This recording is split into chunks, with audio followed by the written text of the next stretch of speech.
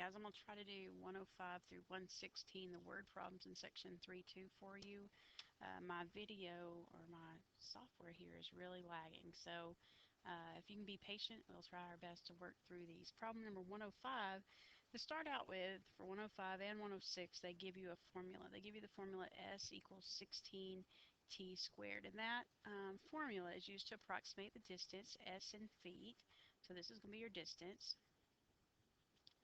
that it takes for something to fall freely from rest, and t is the time in seconds.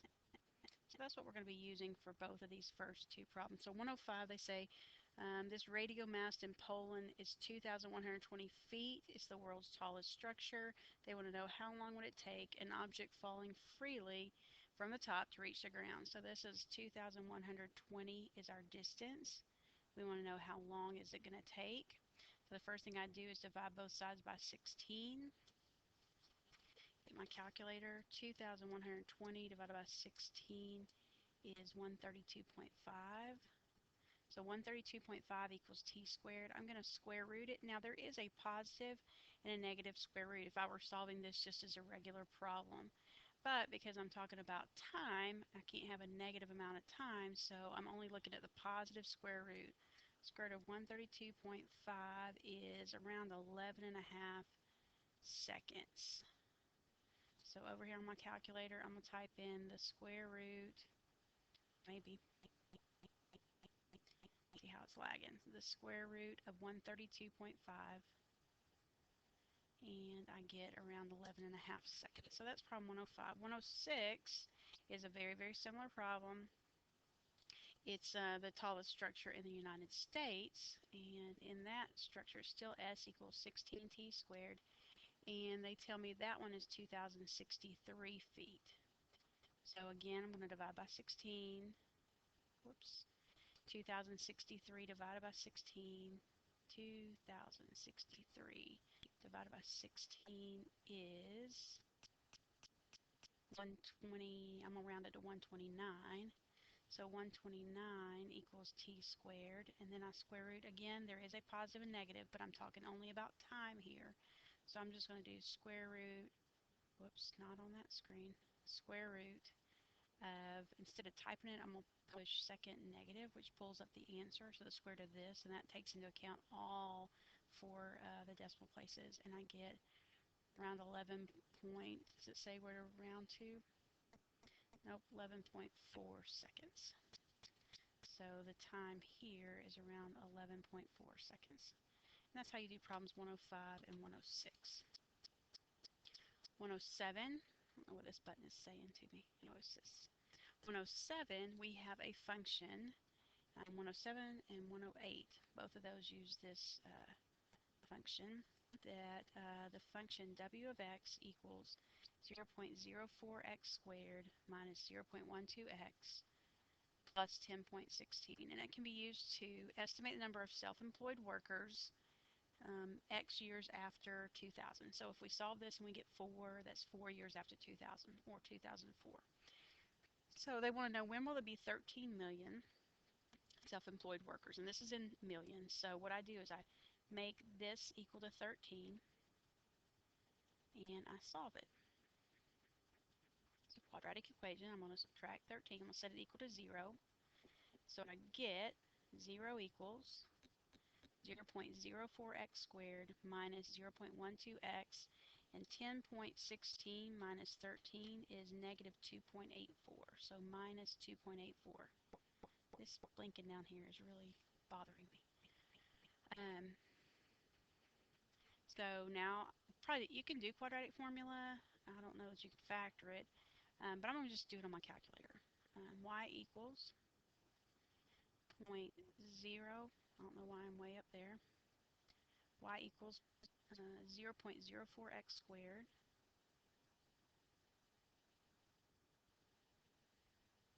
minus 0.12x minus 2.84. And if I hit graph, okay, I can see this. The negative one's not going to matter because this X is the year since a certain year. So we're only looking at the positive. I can almost see this. I'm going to make my window go a little bit farther than what it was. It was going to 10. We make it go to 15. And you may can find this value in your table. If you can find a 0 in your table, that saves you some time.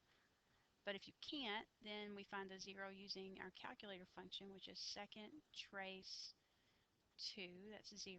I need a left bound, and this would be a left bound. I'm just going to get a little bit closer. So I'm looking for this one right over here. So left bound, enter. I need a right bound. So over here, I'm going to push enter.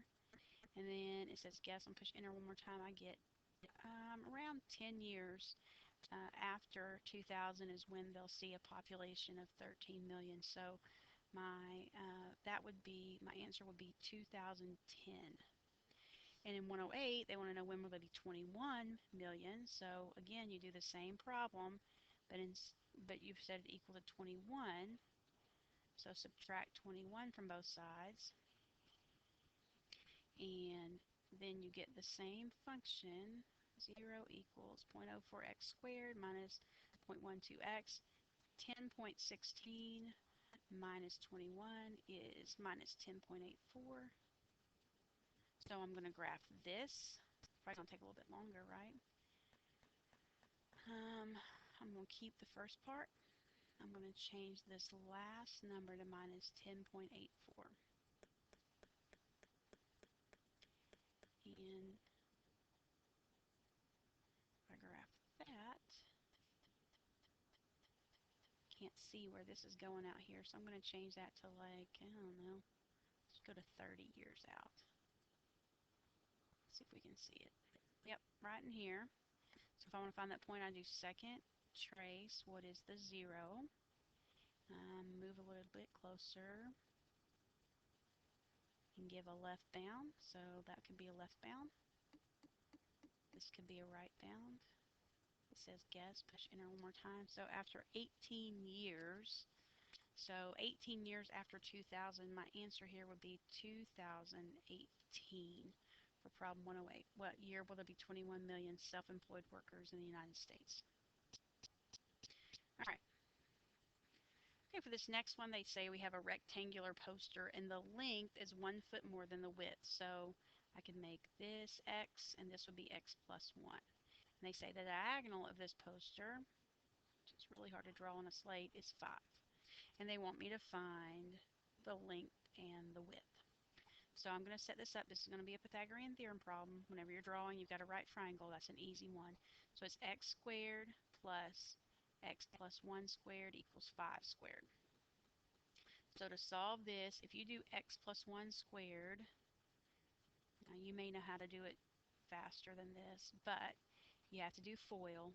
Whoops, it's x squared plus 2x plus 1.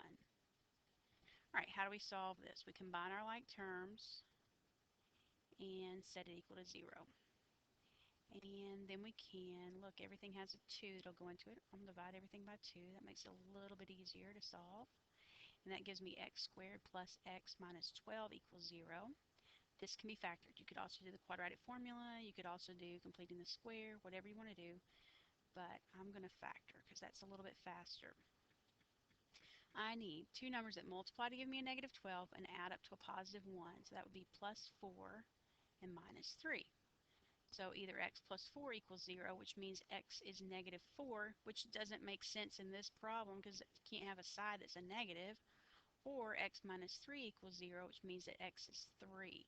That's going to be one that would work. So this side is 3. Is it 3 feet? And the width, which is, no, the length is 3, the width is 3 feet, the length is 4 feet. So it says the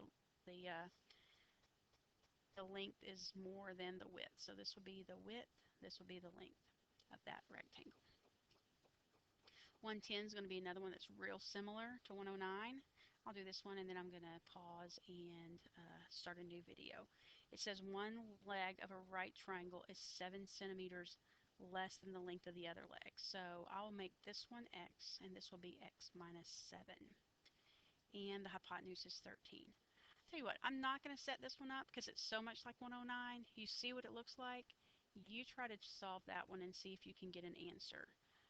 The answers are going to be, when you get to the answer, the legs are going to be 5 and 12. So x is going to equal 12, which make the sides 5 and 12 and 13. So you try it. If you can't get 12, then we'll talk a little bit more.